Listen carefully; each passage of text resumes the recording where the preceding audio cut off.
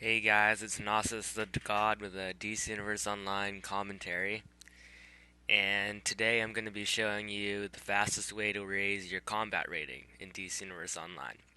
And now, first, I'm going to explain what exactly combat rating is.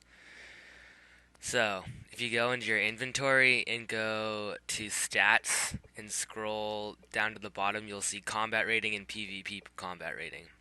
So, basically, combat rating is a measure of the gear that you're wearing, and that's based on the item level of the gear that you're wearing, or the highest item level of gear that you have in your inventory. So the highest I have right now is the Central City Flash, or not the Central City, just the Speed Force Spectrum style gear. It's tier one, and if you look on the left with the stats, and near the bottom, you'll under durability, you'll see item level, and it says 46. So that's the item level of this item, of this chest piece. It'll say the same for the legs, the shoulders, the back, and all the other pieces of the set. And if I go into any other items, like in one of these blue ones, you'll see this ring is 13 item level. This necklace is 18 item level, and so on. So, combat rating is a measure of the item level of your gear. Now, you don't have to be wearing the gear to get to have the combat rating of that gear. What I mean by that is that right now, as you can see, I'm wearing the Avatar Bombardier style, and its item level is 30. Its PvP item level is 81, but that doesn't matter. I'll explain that later. Right now, you want the item level of the Flash Speed Force Spectrum gear is better, but I still get the item level of the Flash gear because it's in my inventory. So if I were to delete these items, so if I deleted every piece of the Flash gear that I have, my combat rating would go down. So it would not be 44, it'd go down. And that is why you always want to keep the item level, the the items that you have in your inventory that have the highest item level. So before you sell items or before you delete them to make space, make sure you check the item level to make sure it's not the highest in your inventory. That happened to me, and that kept one of my other characters, White Lightning, from getting tier 3 to tier 3.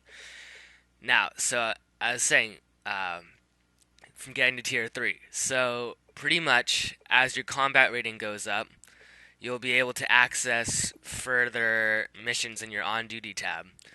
So, so tier 1, you get that right when you turn level 30. You can't get tier 2 until you see in the top, under where it says Star Labs Research Facility Alerts Tier 2, it says required combat rating 43. So, you have to get the tier 1 gear, which has an item level of 46, to be able to raise your combat rating enough to access the tier 2. Then you can get tier 2 gear to access tier 3, and so on. So, combat rating doesn't mean much. It actually doesn't really mean anything besides, it doesn't tell how good the gear that you're wearing is. So, you could have tier 5 gear in your inventory, but be wearing, like, really bad gear, like tier 1 gear or something. So, it doesn't measure stat. The only thing it's good for is getting you getting you further in the game. But stats, that's why I'm wearing this gear, because it's statted better than the flash gear. Okay? Now, how to rate. So if I hover over combat rating, it says measures your combat efficiency, or sorry, effectiveness based upon the best equipment in your possession. PvP combat rating is the same thing, but it's based on PvP gear, so that's why it's under the PvP. I'm wearing PvP gear because it's better than PvE gear, and it says item 81 PvP item level, so that's why I have a PvP combat rating and a normal combat rating. But normal combat rating is what really matters. it just matters more than your PvP combat rating. Now, how to raise your combat rating. So, my combat rating is 44. Now, the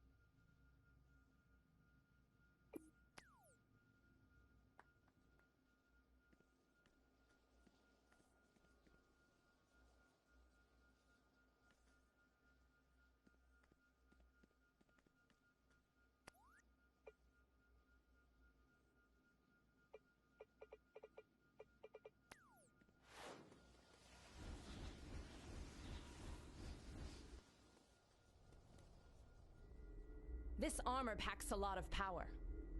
Prove that you can handle it, and you'll earn a suit that shows everyone what you're fighting for.